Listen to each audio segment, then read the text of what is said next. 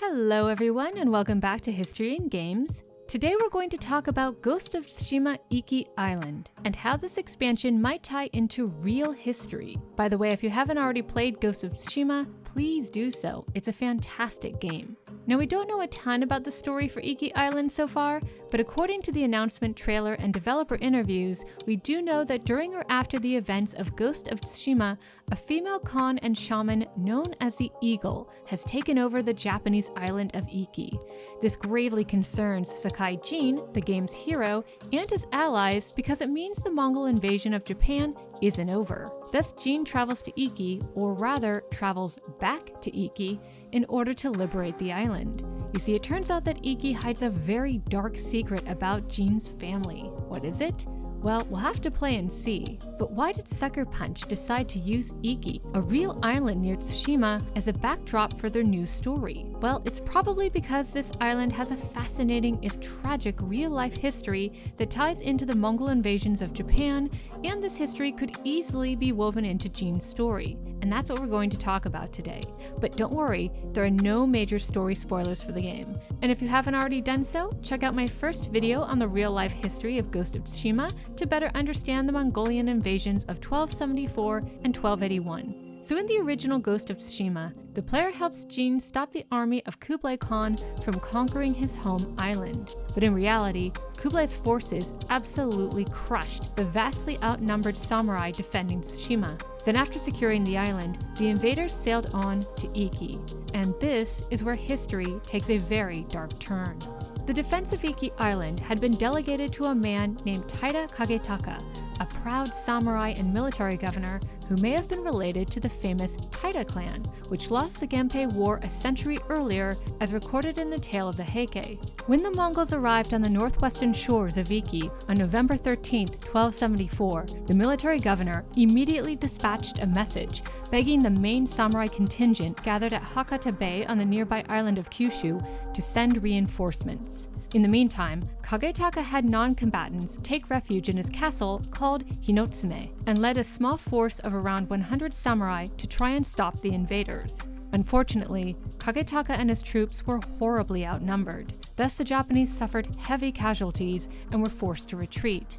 The Mongols returned to their ships for a quick rest, but by morning, they had surrounded Hinotsume Castle in order to lay siege to it. Now, keep in mind this castle wasn't like the impressive stone fortresses built hundreds of years later during the Warring States period.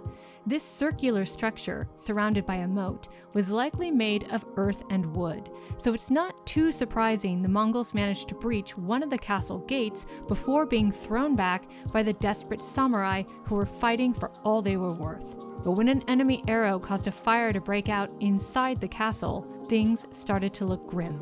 Realizing that no reinforcements from Kyushu were coming, and resigned to his fate, Kagetaka decided to open the gates of the fortress and lead one last charge against the enemy. But the Taira leader was not prepared for what he saw next. In a cold-blooded tactic known as Karash, which translates to living boards, the Mongols had rounded up any natives not behind the protective walls of Kagetaka's castle and were now using them as human shields against Japanese arrows. Unwilling to kill his own people, Kagetaka had his warriors drop their bows and arrows and instead charge into the enemy ranks with their swords. It was an incredibly daring decision, one that scuttled the Mongols' tactics. But alas, this didn't work for very long. The enemy numbers were simply too overwhelming. Realizing the battle was well and truly over, Kagetaka had the last of his retainers follow him back into the castle. Once inside, he ordered a servant to secretly escort his daughter, Katsurahime, off the island so she could warn the samurai of Kyushu about the Mongols' imminent success. Sadly, she never made it. While on her way to Kyushu, she was pierced by an enemy arrow and died. It was thus up to Kagetaka's loyal servant, a man named Sozaburo, to relay the warning to the samurai at Hakata Bay, which he managed to do. Not knowing his daughter's sad fate, Kagetaka and the rest of his family, as well as his loyal retainers, simultaneously committed ritual suicide as Hinotsume burned down around them. The Battle of Iki was over, but the horrors for its few Japanese survivors had only just begun.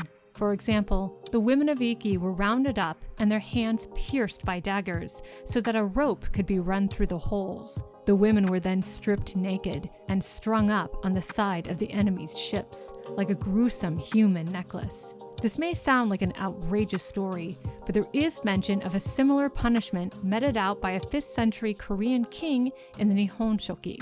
In the story, a suspected traitor to the kingdom of Paekje was bound up with a leather cord passed through holes in his palms before being executed and his head pickled. So it's possible this was a real punishment. The gruesome fate of the islanders of Iki most likely traveled all the way to the shogunate in Kamakura, and may be the reason why the outraged regent Hojo Tokimune refused any quarter or negotiations with the Mongols during their invasions of 1274 and 1281, and his determination to fight paid off. The Japanese samurai, helped by a couple of typhoons, managed to throw back the Mongol invaders.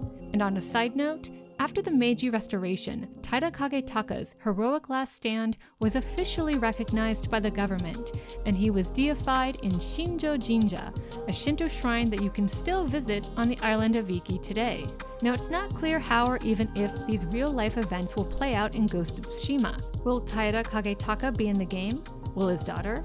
Will we have to defend his castle? Is Hitsunome Castle the headquarters of the Eagle? Possibly. And it's possible the Eagle uses the same brutal tactics as the real Mongols to get what she wants, which would motivate Jin even more to rid Iki of her. On the other hand, perhaps the Eagle shuns these tactics and warns Jin that if he doesn't cooperate with her and come to some sort of peaceful resolution, some other Khan will come along and do all sorts of unspeakable things to the denizens of the island. We'll have to play the game to know for sure, but it will be interesting to see if any historical figures or events make it into this expansion. What do you think of Iki Island? Are you excited for more skills, more story, and more areas to explore? Let me know in the comments below, and if you enjoy history and games, please consider supporting me on Patreon at patreon.com/meghanrsullivan. Thanks so much for watching, guys. See you later!